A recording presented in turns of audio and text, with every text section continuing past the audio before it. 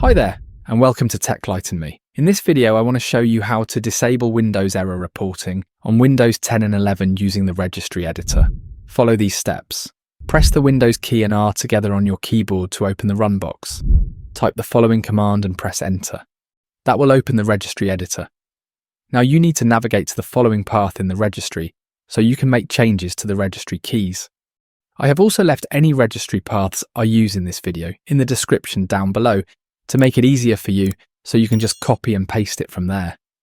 Once you get to this path in the registry, right-click anywhere on the empty white space and select New DWORD 32-bit value. Name this value as shown on screen or check the description of the video and then press Enter.